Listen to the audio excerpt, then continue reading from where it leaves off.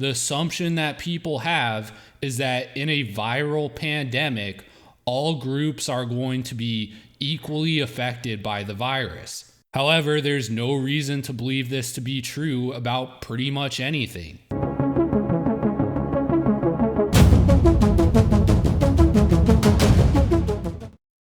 Hello everyone. Just like yesterday's video, this video is going to cover 3 different topics. The first thing I'm going to talk about is the media correct that coronavirus is racist against black people? For the second part of the video, we're going to check in with Joe Biden in his doomsday bunker in Delaware to see what's going on with his presidential campaign. The third part of the video will be another review. I'll give you my thoughts on Charles Murray's new book, Human Diversity. Anyone who pays any attention to American media is well aware of the fact that literally everything in this country is racist.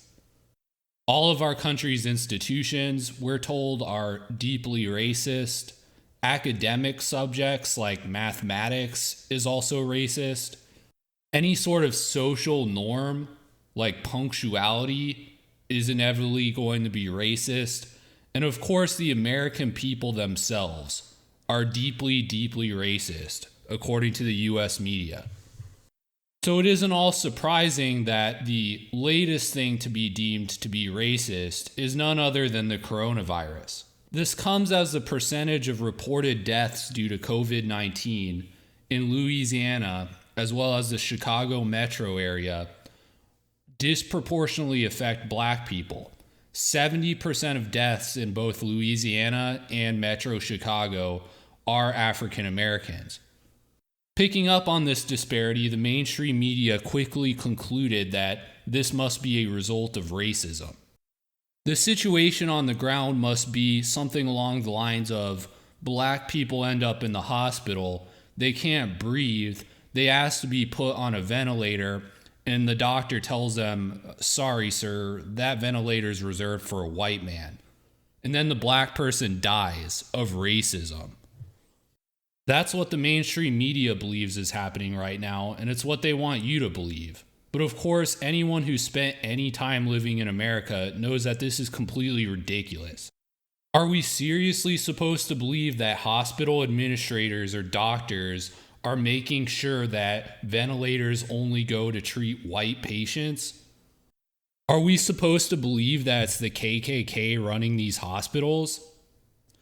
My own subjective experience growing up is that anytime that I had to go to the doctor would almost never be white, to the point where it stood out and I thought it was strange.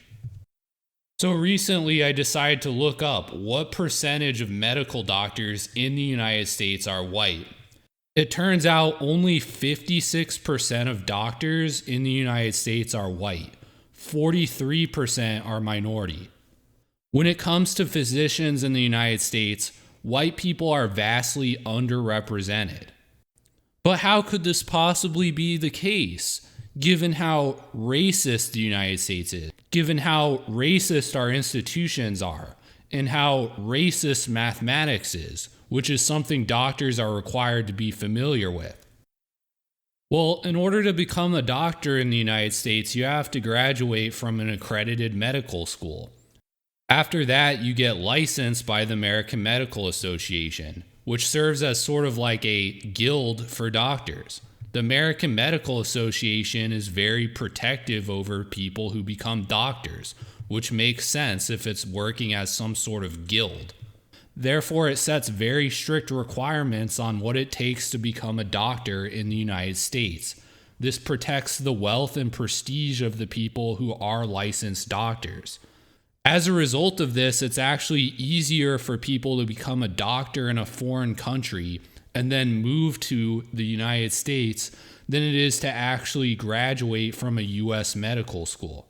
The idea that in hospitals where nearly half of the doctors are not white are going to enter into conspiracies to make sure that white people receive ventilators and live while black patients die is patently absurd.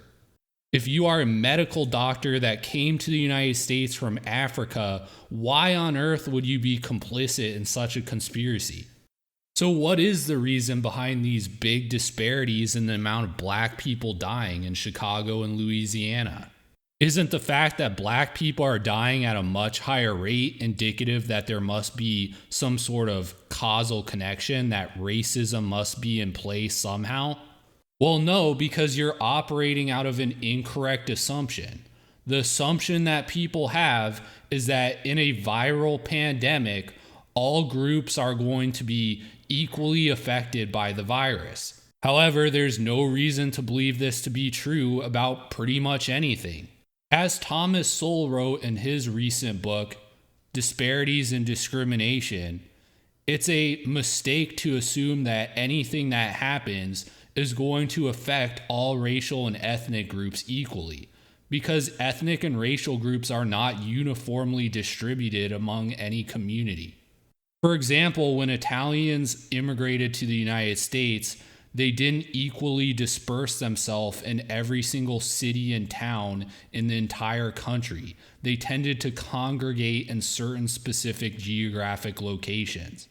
So let's say you have a particular ethnic group. Members of this ethnic group are often going to share similar backgrounds. They're going to have come to the United States generally around the same period of time. A lot of them are going to settle in the same neighborhoods. They're going to eat at the same restaurants as each other, and they're going to know the same people. They're likely also going to have the same opportunities to enter into specific occupations. Now, obviously, there's going to be outliers. There's going to be people who do things that most of the group doesn't. But we're talking percentages and statistics here. So, for example, 3 different ethnic groups have recently immigrated to the United States. And the 3 ethnic groups I'll use for this example are Mexicans, immigrants from India, and immigrants from the Middle East. Now, a disproportionate amount of the people working as landscapers in the United States are going to be Mexican. A disproportionate amount of low-paid tech workers in the United States are going to be immigrants from India. A disproportionate number of people who own or manage small convenience stores are going to be Middle Eastern immigrants. Now, once again, that doesn't mean there aren't Hispanic lawyers or Middle Eastern doctors. These are just stereotypes, but they're based on the economic realities in the United States. It's not racism that's causing these outcomes. All 3 of these groups could all fall under the same category as brown people. It's just that different ethnic groups have different opportunities available to them. It would be a mistake to assume that any given group that exists in the United States would be equal and automatically similarly situated to any other ethnic group. That doesn't make any sense. We actually would expect the exact opposite to be true. So when it comes to coronavirus, it's not surprising at all that in specific cities, certain ethnic groups would be hit much harder by the disease than other ethnic groups. This is especially the case in cities that are highly segregated, such as Chicago or New Orleans. Assuming that when coronavirus hits a given city, that it's going to infect every member of every ethnic group equally is just wrong. So why are 70% of deaths due to coronavirus in Metro Chicago area and Louisiana black? Well, it's probably just completely arbitrary. It just turned out that way.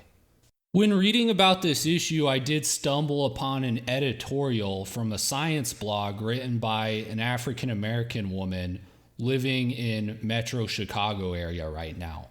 And she had some interesting reasons as to why black people may be disproportionately dying of coronavirus there. One thing that she points out is ingrained in the culture of African Americans is the belief that they should not trust authority. This is based on the discrimination that black people originally faced in the beginning stages of our country. This certainly seems consistent with the pattern of black people not listening to what the government tells them to do. I mean, just look at the gangster rap movement. There are a lot of common sense things that the authority tells Americans growing up in this country not to do. Don't do drugs. Don't join a gang. don't commit acts of violence. And as crime statistics show, Black Americans have consistently disregarded these commands from authority. If Black people aren't going to listen to the government when it tells them don't join gangs and rob people of cannabis products, then why would they listen to a command from the government to self-isolate and practice social distancing? The author of this article also indicates that where Black people are bearing the brunt of these coronavirus deaths in Chicago is not in the inner city. It's not in the poor part of Chicago. It's some of the middle-class Black suburbs that are by far the hardest hit with this. So to the extent that the mainstream media argues that coronavirus is disproportionately hitting poor people, and since poverty is related to racism, therefore racism is causing coronavirus deaths, well, that's not even true. At least not for Chicago specifically. According to the editorial writer, another thing that may have contributed was false information spread on social media. Apparently, it was widely reported on Facebook and websites such as that Black people were immune to coronavirus, that they could not be infected. It was also a popular and widespread belief, according to this editorial writer, among middle-class Black people in the Chicago area, that if they attended church services and prayed, that would protect them from the disease, that they would be immune based off of that. Now, I found the reasons provided by this editorial writer to be interesting, but in all honesty, I think it's probably just completely arbitrary. I don't think there really is any particular reason why Black people are being disproportionately affected by the coronavirus in Chicago and Louisiana. It's just a false expectation to assume that in any given city that all ethnic groups are going to be affected exactly the same by something like COVID-19.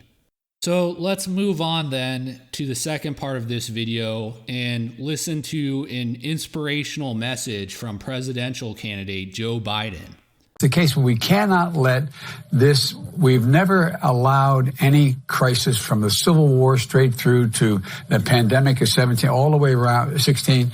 We have never let our democracy take second fiddle. We can both have a democracy and elections and at the same time correct the public health. As far as empty slogans go, I have to say this recent statement by Joe Biden is uniquely situated in just how much nonsense it is. We can both have a democracy and correct the public health. Is that supposed to be reassuring the people? Here's the problem with Joe Biden right now. Donald Trump every day is getting on TV and he's doing these press conferences and he's talking about all the things that he's doing to deal with this crisis. Meanwhile, Joe Biden is in a bunker in Delaware, just seems absolutely terrified that he's going to get the coronavirus. And then he keeps making these bizarre appearances and saying these nonsense statements. No one's going to vote for a presidential candidate who, for one, seems like a coward, and for two, seems like he has no freaking clue about what he's talking about. Here's my view of Joe Biden. So if you're familiar with European history, you know about how the monarchies worked. And it would often come up that, certain people would end up becoming the monarch of, the various European countries. And oftentimes the person who would take over would be inbred, because it was very important with the monarchies that they be of royal blood and they intermarried with family members frequently. And it was not unusual for the monarch, who was the leader of the country, to have mental health problems, to be an inbred person without all their mental faculties. And in that sort of situation, all of the advisors to the monarch would run the country to their own benefit. So a lot of times these mentally deficient monarchs were kind of the result of political maneuvering by all of these people who would benefit from having someone who is just completely incompetent as the leader of the country. And that's kind of how I view Joe Biden's candidacy. He's just sort of this big dope who's not mentally all there, that the neoliberals, particularly, those in the deep state and on Wall Street, very much would like to put in the place as leader of the United States so that they can go on secretly running everything in the background. They don't like having someone like Donald Trump as the president who voices opinions like we should remove troops from Syria. That's something the deep state doesn't like to hear. And honestly, the idea of giving total control and free reins to all of these people in the deep state, all of these CIA neoliberal types to run the country and do whatever they want is absolutely terrifying. I view these people very similar to the Enclave faction in the Fallout series of video games. For those that are unfamiliar, the Enclave is the remnants of an American government that becomes so obsessed with spreading neoliberalism in American empire across the world and defeating its communist adversaries that it literally becomes fascistic in its pursuit of liberal capitalism. In the third Fallout game, you constantly hear these radio signals from the president of the Enclave, and he's constantly talking about American nostalgia, liberalism, things like that. And you eventually, at the very end of the game, finally end up meeting with the president of the Enclave, who claims to be president of the United States. And it turns out it's just an AI. It's not even a real person. And that's kind of how I view Joe Biden. If Joe Biden becomes president, it's just going to be like having an AI as the president, while the Enclave / the deep state just does its own thing. Now, for the final part of the video, I'll provide you with a review of the most recent book written by Charles Murray, which is called Human Diversity. For those of you who are unfamiliar with Charles Murray, I think he's most famous for a book that he wrote called The Bell Curve, which is a book that I've never read. In a portion of that book, he compared IQ test results for different racial groups. And according to the IQ test results, it was like the lowest scoring were Black Americans, then it was Hispanic, then white, and then Asian had the highest scores. And based off that, he concluded that there must be some relationship between racial group and intelligence. This was highly controversial. It's led to him to be, I think, to this very day, often protested if he ever tries to give a talk on a college campus or something like that. Many different scholars have disputed this. Some of them have offered good responses, and others have offered just social justice nonsense in response to his research. His newest book, Human Diversity, treads a lot of the same water. In this book, he lays out all of the scientific research and data that exists out there and what sort of conclusions can be drawn about the differences between men and women, different racial groups, as well as economic class. I thought that the most interesting part of the book was the first part where he talks about what science tells us about the difference between men and women. And I thought that this part was interesting just because the sheer amount of differences that he's able to lay out. This part of the book is almost like, you want to know the difference between men and women. Well, here's 10,000 different ways that men and women differ from each other. A lot of the differences he lays out between men and women are actually pretty nuanced and kind of interesting. For example, there's this stereotype that men tend to be better at math than women. The reality is that only in the very top tier level of people with the highest level of mathematical ability are men overrepresented. If we exclude the top 1%, men and women are actually equally competent when it comes to math. The fact that women are underrepresented in careers involving mathematics has nothing to do with their ability to do math. The reason is that women tend to have a biological preference towards careers that are focused on people. Women would rather work as a nurse and deal with other people than, for example, engineer transistors.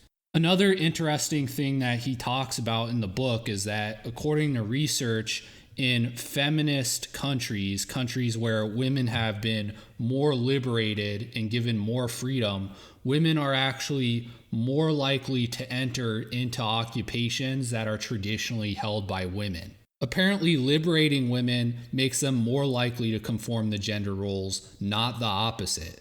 So the idea that more feminism will result in more equity in occupation groups, that if we push more radical feminism, then we'll see more female physicists, it's actually the opposite. In the second part of the book, Charles Murray talks about the biological differences between races.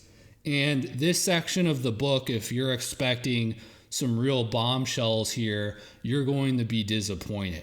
This section of the book is much less controversial than even the bell curve was. Charles Murray's conclusion in this part of the book is simply that it's likely there are biological differences between the racial groups, but he doesn't really provide the reader with very many examples. He compares scientific research on gender differences versus racial differences in an analogy to an archaeological dig. In regards to gender differences, the dig has already begun and fossils have been taken out of the ground. In regards to racial differences, he indicates it's akin to an archaeological dig where all that's happened is the land has been surveyed. He does, however, indicate that it's his belief that in the future there's going to be a lot more research and a lot more revelations about genetic racial differences. The only two actual differences he points to in the book are lactose tolerance among Europeans and sickle cell anemia in Africans. According to research cited to by Charles Murray in the book, Europeans had access to cow's milk as a potential food source in Europe. Therefore, the process of natural selection continued and selected people who were able to tolerate the digestion of lactose. In contrast, people from other parts of the world tend to be lactose intolerant. Sickle cell anemia, meanwhile, is a health condition that is present generally only among Africans. This is a genetic condition where if you have it, your blood cells are literally shaped like a sort of sickle. An advantage of having these sickle cells is they'll basically hack apart the malaria virus and basically provide a type of immunity to malaria, which is a disease that's very prevalent in Africa. The downside of it is that as someone gets older, they can develop this sickle cell anemia. This is a condition that was selected for in Africa after the racial groups had separated and therefore isn't present in Europeans for the most part. These two things are the only genetic-based racial differences that Charles Murray talks about in this book. The final part of the book talks about genetics and social class.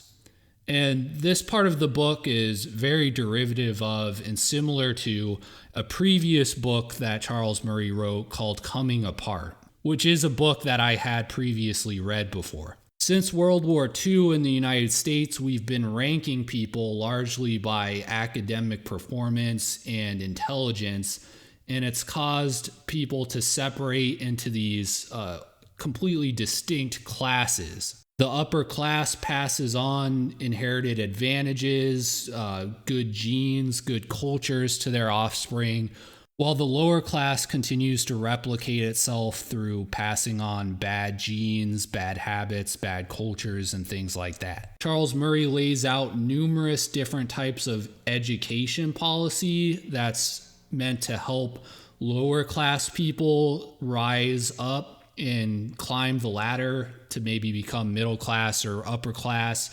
And almost all of these different efforts have failed according to the research cited to in Charles Murray's book. which honestly, this part of the book is kind of depressing.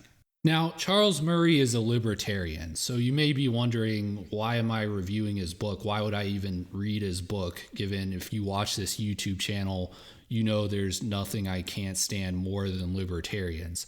The reason I read this book, and the reason I read his previous book, which I also enjoyed, Coming Apart, is that Charles Murray is not someone who's trying to propagandize anything to you. He's just laying out the research. He doesn't really give you his political opinion most of the time, and when he does, he makes it clear this isn't based off research or anything like that. This is my political opinion. So having read this book and having read his previous book, I don't think at any time did I ever felt like I was being manipulated or led to agree with a certain political position. As a libertarian, Charles Murray's proposed solution to the problem of social class has always been the idea of a universal basic income.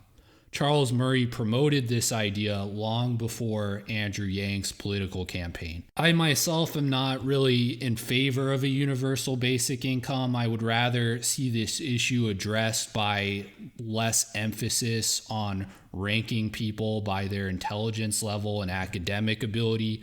I think that we need to reform our society in a way that isn't so competitive with everything.